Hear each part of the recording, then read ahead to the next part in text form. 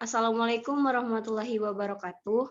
Kami dari kelompok 3 mata kuliah akuntansi pajak akan menjelaskan PPT kami dengan judul Perbedaan Laporan Keuangan Akuntansi Pajak Fiskal dengan Akuntansi Keuangan Komersial mengenai IKAS. Dalam akuntansi komersial, kas diartikan sebagai alat pertukaran yang dapat diterima untuk pelunasan utang.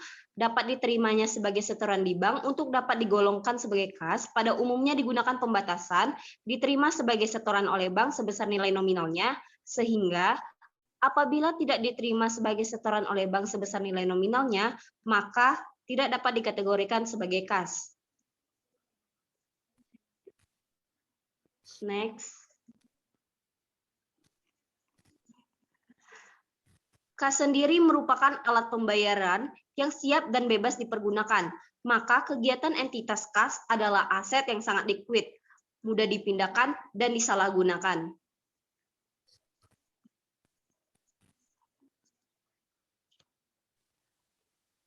Akuntansi kas dan pengendalian kas. Uang kas sangat mudah dipindahtangankan dan mungkin tidak dapat dibuktikan sehingga pengendalian kas yang ketat sangatlah penting, terutama pengendalian internalnya. Bentuk-bentuk pengendaliannya itu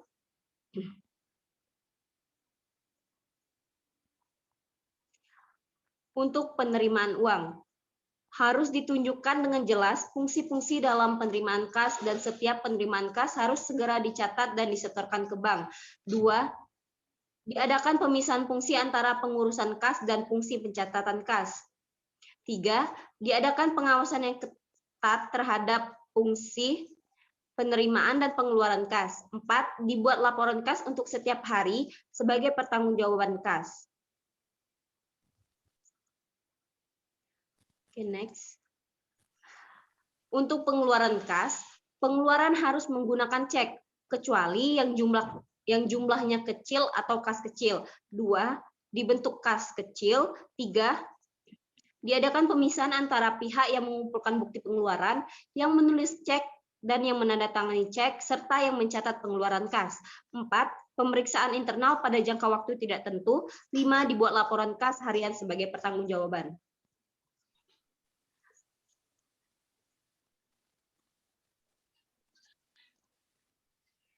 Ya, selanjutnya akan dibacakan oleh teman saya. Kas dan bank. Kas ialah uang tunai yang paling liquid, sehingga pos ini biasanya ditempatkan pada urutan teratas dari aktiva. Yang termasuk dalam kas ialah seluruh alat pembayaran yang dapat digunakan segera seperti uang kertas, uang logam, dan saldo rekening giro bank. Bank ialah saldo rekening giro yang dapat digunakan secara bebas untuk membiayai kegiatan usaha. Perlakuan terhadap kas dan bank dalam perpajakan dan akuntansi harus sama. Istilah kas merujuk pada alat pembayaran yang siap dan bebas dipergunakan untuk membiayai kegiatan umum perusahaan, sedangkan bank merujuk pada sisa rekening giro perusahaan di bank yang dapat dipergunakan secara bebas untuk membiayai kegiatan umum perusahaan.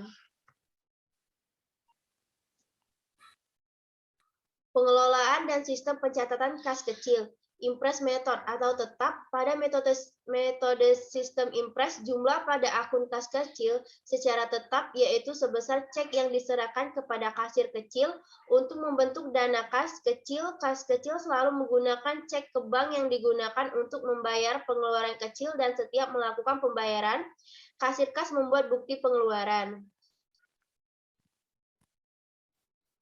Yang kedua yaitu fluctuation method atau tidak tetap. Saldo uang yang dicatat pada akun kas kecil selalu berubah atau tidak tetap. Fluktuasi tersebut sesuai dengan jumlah dan pengisian kembali dan pengeluaran dari kas kecil. Pencatatan dilakukan pada saat pengeluaran. Peraturan pajak atas bunga bank.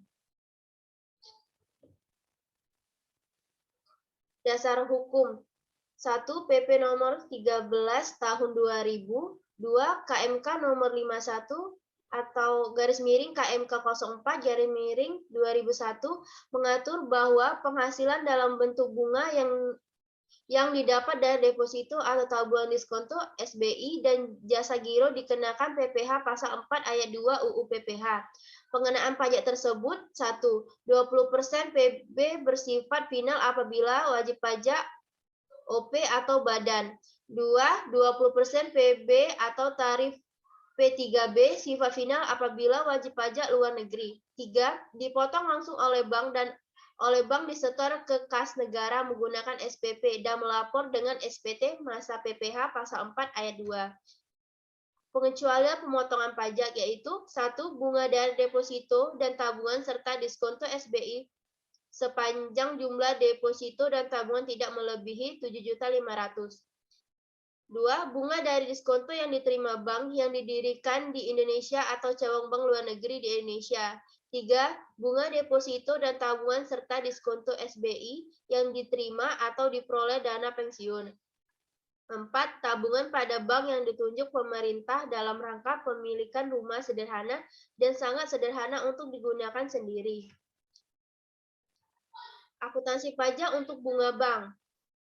Pencatatan akuntansi pajak untuk bunga tabungan di bank menekankan kepada penerimaan pendapatan bunga yang harus dipotong PPh ayat 2 sebagai beban pajak dilaporkan laba rugi.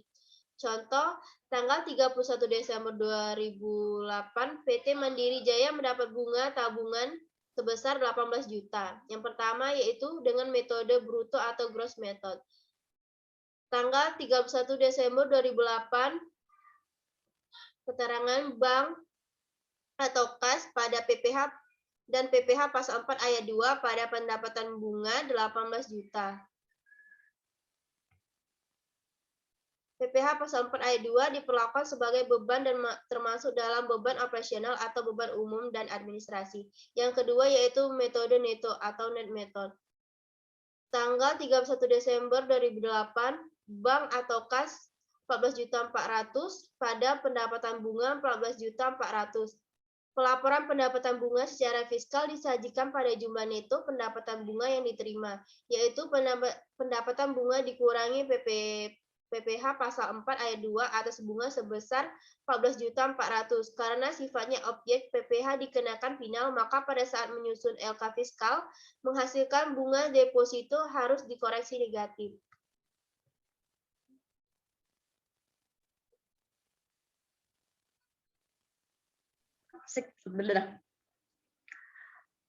Mungkin sekian presentasi dari kelompok 3 mengenai perbedaan laporan keuangan akuntansi pajak fiskal dan akuntansi keuangan komersial mengenai kas.